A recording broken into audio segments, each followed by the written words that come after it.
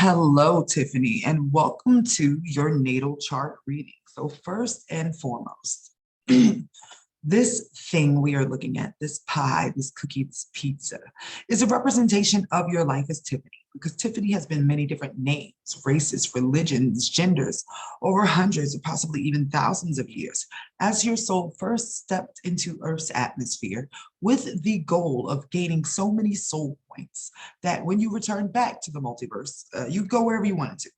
So essentially, this is the script for Tiffany Sanchez and your life this time around. These dark areas right here represent the way that the sky was set up at the time that you were born. And they are the energies that created your consciousness. They are the magnetic force that guides you along your path. And they're also the energy that you give off when in interaction with other people. If you would just imagine for a moment that your baby body was a radio receiver, these are the energies that entered your body on your first breath and are pulling you down your path. So what is your path? The path is Gemini, the teacher, the thinker, the speaker. You're meant to actually go from student to teacher throughout your whole life, just learning about things by interacting with other people. Now, on this path, you have a backlight, which represents what you've already done so many times that you really don't want to do it again, but you have to in order for you to sort of reap the rewards of that before you move on to the thing that is going to help you grow those soul points I was talking about. So in this case, you're starting with your South Node, which is the past, in Leo in the second house. This means possibly being an entertainer or somebody who earned money through their own creativity, being in politics, being a motivational speaker, somebody who inspired other people, somebody who worked with children could also be an option. But usually I see creatives with this sort of energy going on here, being well known for being creative. So that's something that you would touch on in this life and probably actually feel like not as happy about because you're doing it all by yourself and that's not what you wanted. In this life, you wanted to go from earning things on your own to being a part of a team where you could gather assets and sort of like possibly even flip assets. Being somebody who does things through technology could also be the case. Like you might earn money through something else and then put it in crypto and then your money will flip. Like that sort of energy is totally here. So what I'm going to do now is I am going to explain all the pieces of your pie so you can understand the lessons and the gifts and the challenges and all the sort of pieces here. So you understand more the character you're essentially playing in this life. So first and foremost, with this first house, which is who you are, who you appear to be to other people, this is part brainiac, but part nurturer. They have no idea that you have the gifts of the empath and you can actually pick up on what people need to hear from you. And this also sort of means that your energy draws out stuff from people. Like people suddenly tell you all their problems all the time and you really have to be careful because you're really good at answering things for people, not to sort of overextend yourself because this is actually a part of the gifts that you need in order to create a life for yourself. This is the gifts or the house of the things that you value or the things that you've been given in order to create the life that you would value for yourself. You're meant to use your gifts of empathy, things that you're really good at with clothing, home, children, food, nurturing, caring, emotional pursuits, just anything with the home. But then also this Leo, which is about children and just you being in touch with your childlike creativity as the way that you're meant to earn money here. Now, this next area that's interesting is the fact that you're meant to be using your mind and your words to help heal other people that you come in contact with. Now, your Lilith is here, which means that sometimes you're over the top with your criticism. How about that? As far as when you're helping people to perfect themselves, you might not notice that you're so hard on yourself or that you're so good at batting down on yourself that you use that on other people and you don't realize that maybe you're actually supposed to be a little bit more gentle to yourself as well. Now, this Pluto right here is the transformation, the big thing that is meant to happen for you in this life with these gifts.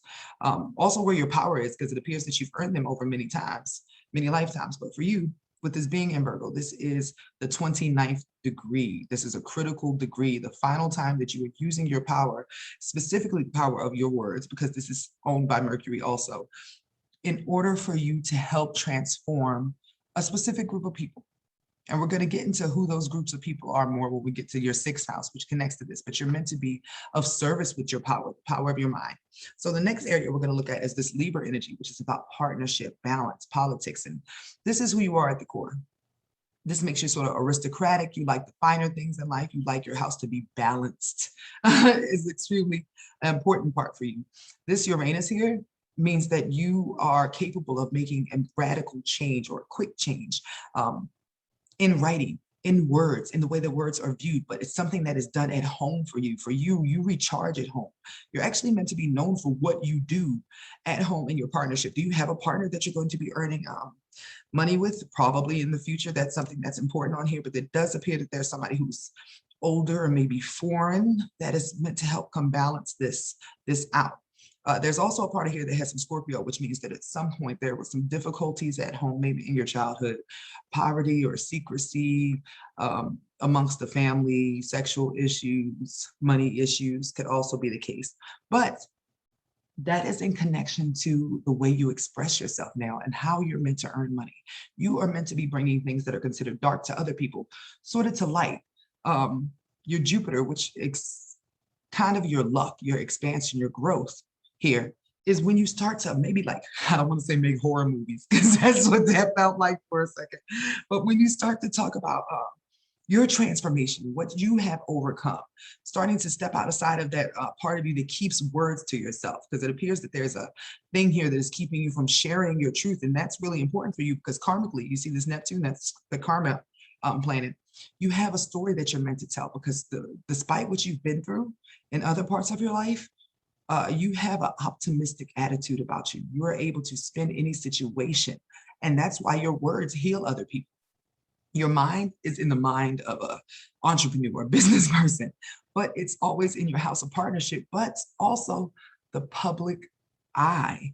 I really get the feeling that you're meant to be telling a big story in some way, shape, or form. Maybe sharing a belief system that you possibly have, maybe something about spirituality, something with film could also be the case. It's just definitely wrapped around you using your words in some way, and you have to put yourself out there, put your words out there on a day-to-day basis. And I know I'm jumping over here, but literally that's the undoing. If you don't share your words, you don't express yourself, that sort of pulls everything in this chart apart. You're at the very beginning of you learning how to express your words as a business person, or knowing that your words have enough value for you to, like, technically sell your words is what's going on here. It's at the very infantile stage. Now, the next thing here is this 8th house, which is all about sex, death, taxes, inheritances, transformation, life and death change. For you, that's where your feelings are. So something about you is connected to the collective and the collective suffering in some way, shape, or form. And it's connected to your relationship possibly with your mom, women in your family, or just family in general. But it is past life karma that happened to you in this life with that group of people that sent you on the way that you needed to be headed to grow in this life, for you to find your soul tribe of people who are going to be overcomers, if that's sort of the way it's meant to be said. There's a part of you that sort of understands that everything has a reason, and that's why your 9th house is in Pisces. This 9th house is all about your higher beliefs, what you have developed within yourself based on experience. And for you, everything has a reason, but also you develop a part of you that is kind of a warrior because of that.